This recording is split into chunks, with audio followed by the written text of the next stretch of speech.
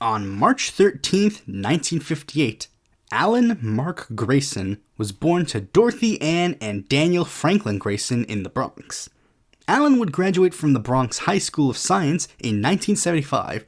Alan would end up working his way through law school as a janitor, night watchman, reporter, and economist. Alan would graduate in 1983 and would quickly enter the law field, working for the Colorado Supreme Court, before working for Court of Appeals judges Ginsburg and Scalia for a year. He'd later enter a private practice where he would begin gaining national attention for bringing a case against defense contractor Custer Battles for fraud despite having connections to the Coalition Provisional Authority, the transition government of Iraq, with papers literally stating Grayson was, quote, waging a one-man war against contractor fraud in Iraq. Grayson would use the profile bump to enter the field of electoral politics, running in the Democratic primary of Florida District 8, being beaten by a prominent Orlando businessman, Charlie Stewart, who would end up losing by 6 points in the general election. Allen would end up running again in 2008, this time managing to win not only the primary, but also a seat in Congress, solidifying the Democrats' control in the House to help newly elected President Barack Obama, especially on the ensuing debate about healthcare reform. Despite being a freshman, Allen would immediately get to work, introducing one of 4 competing bills on the Democratic side to address the healthcare crisis. And when the bills were rejected by Republicans and some Democrats, Allen would make a speech where he was, let's just say, a little critical of the GOP's response to the Democrats. Duty and pride tonight to be able to announce exactly what the Republicans plan to do for health care in America. It's this. Very simply, it's a very simple plan. Here it is, the Republicans' health care plan for America. Don't get sick. That's right, don't get sick. If you have insurance, don't get sick. If you don't have insurance, don't get sick. If you're sick, don't get sick. Just don't get sick. That's what the Republicans have in mind for you, America. That's the Republicans' health care plan. But I think that the Republicans understand that that plan isn't always going to work. It's not a foolproof plan. So the Republicans have a backup plan in case you do get sick. If you get sick in America, this is what the Republicans want you to do. If you get sick, America, the Republican health care plan is this. Die quickly. That's right. The Republicans want you to die quickly if you get sick. Which led to some people to get mad at him for being a little too controversial. To which Alan Grayson would respond with more controversial statements. Take this one from an appearance on CNN. Republicans are sort of comparing you to the Joe Wilson situation, the congressman. It's not the same. Well, how is it not the same? Because I didn't insult the president in front of 40 million people. But you did insult Republicans. Every Republican. No, what the Republicans have been doing is an insult to America. They've been dragging their feet. These are foot-dragging, knuckle-dragging Neanderthals who think they can dictate policy to America by being stubborn. And I think the time is over. Or when he was directly asked to apologize to Republicans for his comments. I apologize to the dead and their families that we haven't voted sooner to end this Holocaust in America. And lastly, when he pointed out why Republicans were so opposed to healthcare reform. America understands that there's one party in this country that's in favor of health care reform and one party that's against it, and they know why. They understand that if Barack Obama were somehow able to cure hunger in the world, the Republicans would blame him for overpopulation. They understand that if Barack Obama could somehow bring about world peace, they'd blame him for destroying the defense industry. In fact, they understand that if Barack Obama has a BLT sandwich tomorrow for lunch, they will try to ban bacon. But that's not what America wants. America wants solutions to its problems, and that begins with health care. And that's what I'm speaking for tonight. Now, you might think Allen was 100% opposed to the GOP, but it was more like 99%, because he would end up working with people like Ron Paul to push for an audit of the Federal Reserve, getting into notable exchanges with Federal Reserve members during congressional hearings, and of course, earning their ire, with the senior advisor of the Fed's chair, Linda Robertson, questioning whether or not Alan Grayson knew the difference between fiscal and monetary policy. Allen would respond by going on Alex Jones's radio show to state the following. And here I am, the only member of Congress who actually worked as an economist. This lobbyist, this K Street whore, is trying to teach me about economics. I should probably remind you all, this all happened during his first year in Congress. This made him a fierce target for his re-election bid, being challenged by not one, not two, but 3 Tea Partiers, all of which had the sole goal of defeating Alan Grayson. Sarah Palin going on Glenn Beck's show to state, "It's okay if the Republicans lose every seat in the Senate and the House, except for one, as long as that one is Alan Grayson losing." And Grayson was pulling no punches either, releasing 2 attack ads against Daniel Webster, one where he claimed that Dan was a draft dodger, when Dan had in fact received medical deferment, and another one where he compared Webster to the Taliban by stating that he wanted women to submit to me, when Webster was in fact making arguments Christians should reject that specific Bible verse, which painted Grayson in a negative light due to his incendiary and seemingly false ads, culminating in Grayson losing by a pretty decent margin. Many progressives at the time were disappointed in Allen's loss, hoping that he would return in some capacity. Some even floated the idea that Allen could offer himself as a progressive primary opponent against Barack Obama. But Allen would soon announce that he would instead seek to return to the halls of Congress in the newly created 9th District, which he would win very easily. Allen would take one lesson from his first term.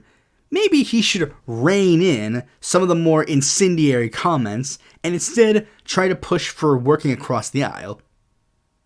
Okay, maybe one last one for old time's sake, as in late 2013, he sent a fundraising email comparing the Tea Party to the KKK, which, after some denunciations from conservatives, Allen would respond with, "If the shoe fits, wear it." Grayson would focus his attention on passing his agenda via putting it in other members' bills, claiming the title of Amendment King that Bernie Sanders once held when he was in the House. However, Grayson did maintain some snarky comments during his tenure. Take this resolution he decided to put into a congressional record during a government shutdown. A national poll asked the following questions. What do you have a higher opinion of, Congress or witches? Congress, 32%, witches, 46%. What do you have a higher opinion of, Congress or hemorrhoids? Congress, 31%, hemorrhoids, 53%. What do you have a higher opinion of, Congress or dog poop? Congress, 40%, dog poop, 47%. Or this rather interesting request to fellow Congressman Dana Rohrabacher during a hearing on carbon emissions. Regarding my friend from California and what he just said, if he thinks that carbon dioxide doesn't cause any human health problems, I invite him to put a plastic bag over his head, tie it tightly around his neck, and see what happens next.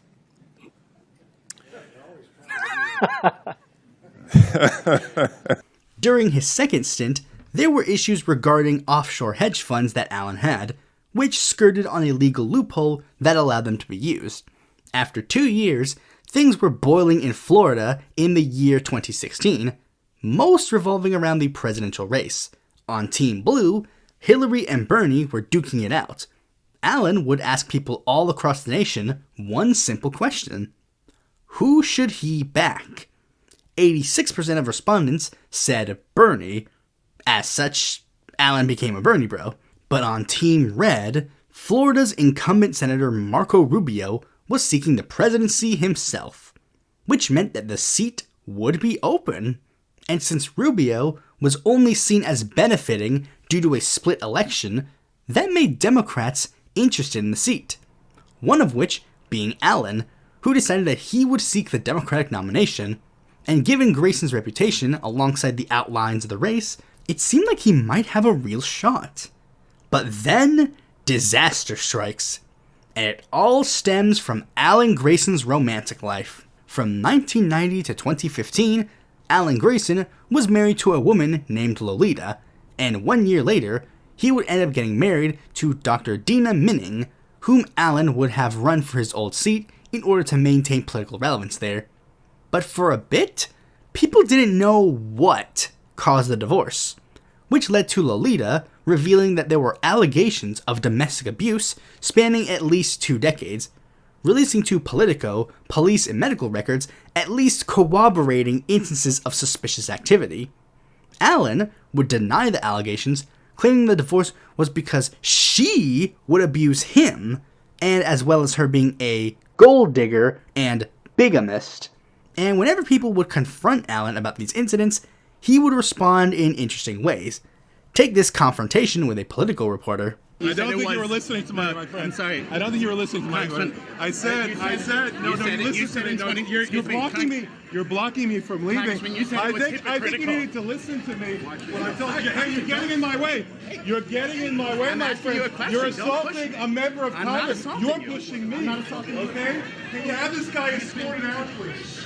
Another coming from a meeting with outgoing Senate Democratic leader Harry Reid, confronting him during a Progressive Caucus meeting about election strategies, telling Reid, "Say my name, I want you to say my name," with Reid openly saying, "I want you to lose." This, alongside relitigation about his previous hedge funds, made a lot of people question Grayson and distance themselves from his bid, many refusing to endorse his bid, and those who did would sometimes revoke them, asking Grayson to send their donations to domestic abuse charities, with the primary not being a good day for the Grayson family, as both of them would end up losing. Now, a lot of people would end up using this time to take a back seat, but Allen had much different plans, deciding to launch a Dump Trump movement where he would use a political action committee known as the Resistance PAC to, quote, crowdfund investigations into Trump.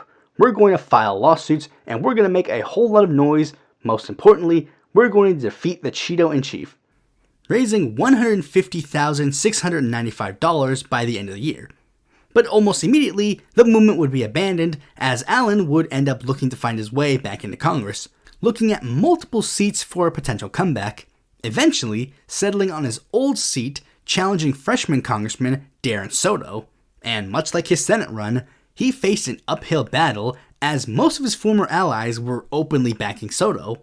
While the race started off seemingly policy-oriented, Grayson focusing his campaign on impeaching Donald Trump while maintaining the veneer of a progressive warrior, citing Soto's more conservative past in the state Congress, while Soto would question Grayson for properly being able to attack Trump's ties to Russia, considering he had past controversies regarding Russian investment, alongside a statement seemingly supporting the annexation of Crimea. But as the race went on, the two would start throwing jabs at each other's personal lives, Soto bringing up the prior controversy, and Grayson bringing up the fact that Soto's wife was publicly intoxicated at Disneyland one time. None of these arguments really would end up swaying the district, who decided to maintain Soto as their representative. 1 year after his congressional loss, Grayson would write a book called High Crimes: The Impeachment of Donald Trump, while also publicly maintaining his criticisms of the Trump administration, with Grayson deciding to re-enter politics the year afterwards, deciding to run for Congress again in District 6, as a write-in candidate. You see, Grayson claims he was worried about the Democratic nominee dropping out and leaving the incumbent with no opponent, letting him tap into public money for campaign material. So Grayson would seemingly step in so that he could guarantee that this person would have an opponent, so they couldn't do that. But nobody bought into that reasoning at all, with the Democratic runner-up stating, "You're running in a district that doesn't need that." It mattered little either way, the results were not being swayed with Grayson entering or not, with his critics seemingly being proven right, as in 2021, 1 year after his write-in bid, Grayson would announce that in the 2022 midterms, he would again challenge Marco Rubio. However, like his last run, controversy arose. Remember the Resistance PAC that Grayson formed to crowdfund investigations into Trump? Well, as it turns out, the money wasn't going there at all, and was in fact being used to fund Grayson's continual runs. $50,000 for him to run against Soto in 2018, and $5,600 into his current Senate run. And if you actually paid really close attention to the paperwork, you'd see that this PAC was actually just his House leadership PAC restructured, so technically, he wasn't breaking any laws, which Grayson would continually point out, and saying that any contrary claims were like trying to prove the existence of unicorns, dragons, and mermaids. But also, he'd be overshadowed by a representative who was seen as favorable because they were safe and moderate. Grayson essentially fading into the background of this race. However, Grayson would realize something. Val Demings was a representative who was running for the Senate, which meant that there was a safe blue seat that was up for grabs. So Grayson immediately suspended his Senate bid and decided to run for that seat. But this wouldn't be easy, as he did have some competition. State Senator Randolph Bracey, attorney in the George Zimmerman case Natalie Jackson, former representative and convicted felon Corrine Brown, but the biggest name seemed to be former National Organizing Director for March of Our Lives, Maxwell Alejandro Frost. Despite the fact that Frost looked up to him at some point, him and Grayson began to trade barbs. Frost bringing up the hedge fund probe of yesteryear, Alan responding by Allegedly. claiming that Maxwell Frost was a sexual predator while sending people to his homes to threaten him. Shock of all shocks, that message didn't really work out so well. But now that Alan just lost an election bid, maybe he'll use this time to take a breath, focus on his law career, or maybe even just retire in general. Or run for Senate again. Sure, why not? Wait, scratch that. Grayson dropped out after seeing he had no chance again, deciding instead to run for the 25th state Senate seat that was being vacated, and Grayson would end up losing again. Shocker. And at the time of this episode's recording, he's currently running for another state Senate seat, and has already filed for the special election to fill Marco Rubio's seat. And as far as I know, that's basically the story of Alan Grayson. A guy who was once the boogeyman of the Republican Party, now seemingly just a perennial candidate. How the mighty have fallen, I guess. Thanks for watching this video. Be sure to like, comment, share, subscribe, and click the bell to notify when a future video mine comes out. And if you want more content from me, consider supporting me on Patreon.